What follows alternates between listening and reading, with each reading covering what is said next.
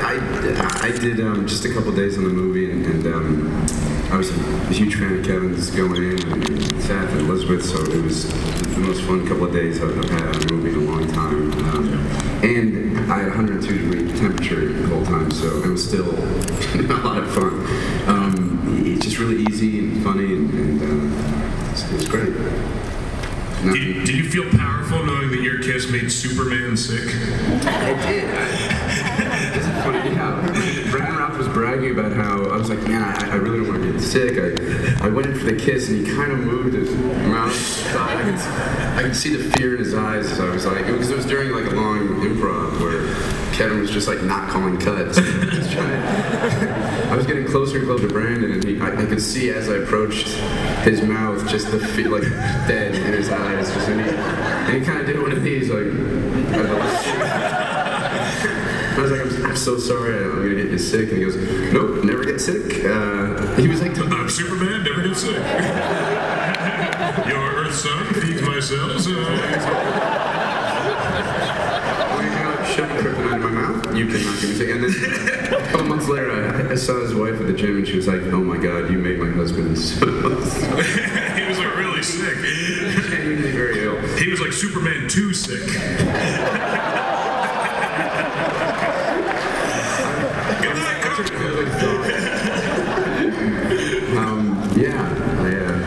I knew before Chester.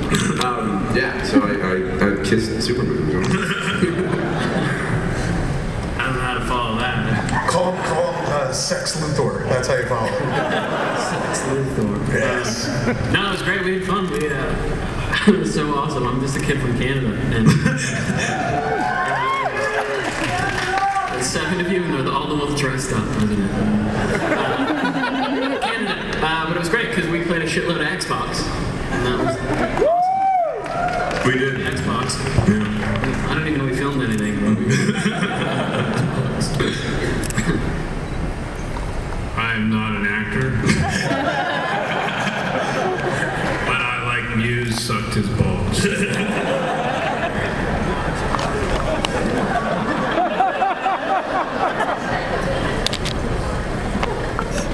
I've got a question for Jason Mewes. Jason, we know from Smodcast you're working on that prison movie, or you're going to try for that part. I wonder if we're going to see any more dramatic roles coming up anytime soon. I hope so. Right now there's, I'm not cast for anything, but I'm going to keep trying. But I suck at auditioning, so who knows? Maybe never. Kevin has to make a prison movie or something. Generally, how you get a job is to suck at auditions. Say again? That's how you generally get a job, is to suck at auditions. Not that suck. I suck at that sucking too, so I don't get hired either way. But I do get a mouthful. So it's fine. Kevin, you've created 2 of the most lovable characters in cinematic history, in my opinion. Jay and Silent Bob. As an aspiring writer, I'm curious to know what your views are on what makes such characters so lovable. That helps.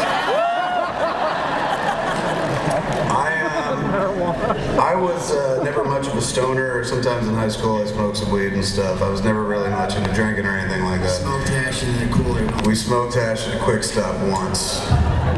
In the cooler and shit. And I was like, how do we get out? I was like, there's you. Fuck it, let's stay.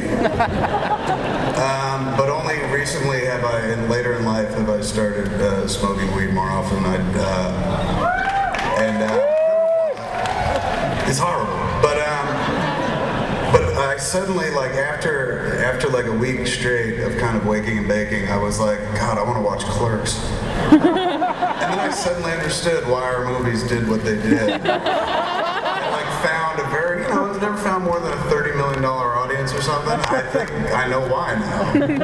They're just kind of the ideal movies for that mindset. And those characters particularly, I think, were insanely non-threatening and lovable, even though they were pushers. And the one dude like got away with saying like borderline misogynist things, but he would just add after it, and that made it all okay. You my cock in your ass. No. And chicks who are normally staunch feminists would be like, he's so adorable.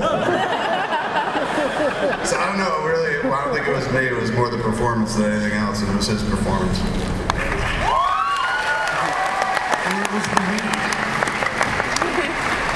I just gotta say, it's an honor to be speaking with all of you. I'm a huge fan of your work, Kevin, and I'm immediately falling in love with everybody else's work. So, I have a question in two parts. One for you, Kevin, and the other part for the cast. Mostly for the cast. How did you guys feel being approached to be put in this movie that's very, very graphic and could possibly damage your career, Katie Morgan and Tracy Lord, something that's completely different for you. And then also for Kevin, just like how the fuck did you come up with this movie? That's like 7. I'm a little nervous. My main concern when I was approached for the movie was whether Kevin was going to cover or show my bits and parts. And he graciously, I don't know, should I even say if we show my bits and parts? I don't know. I don't think we should. We shouldn't. You might have to see the end of the movie. But that was my first concern. But honestly, because porno's in the title, and I think that's what everybody's focused on. But the movie's really, really sweet, endearing, adorable love story, and I cry at the end. Don't fucking tell them that. Nobody's gonna go now. They're like, oh, it's a soft bitch flick. Fuck this. There's a lot of fucking and shit in it too. Don't worry about it. Thank you. I got a rep to protect. No, I wasn't nervous at all. I make exclusively movies that will damage my career. Yeah, to me it seemed like the next logical step. Really. We've done, underage drinking and illegal drugs and unplanned pregnancy, so porno is pretty much the next member in that Congo line. Yeah, I've been a fan of Kevin's, since I was really, in high school, and yeah, I've always wanted to work with him, so it was fucking rad. Yeah.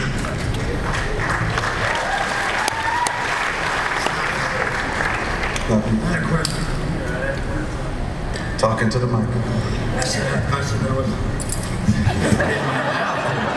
said I wouldn't think that's a question for me, really, because I do all your movies. David said, I was like, this one's Kevin porno. shits on Jason, I would still do it. Or Jason gets tied up and raped in the ass beats. But no, I don't know, I would do whatever it is. When I read the title, I just assumed I got my dick sucked or something. I got the girl for once, but I never do. So fucking loser. Fuck this. I forgot I did. I think it's hilarious. I think it's one of the best things that Kevin's written. And I sat in his living room and I read it, and it made me laugh out loud. I thought, this is outrageous, it's feisty, it's fearless. Hell yeah, I'm gonna do it.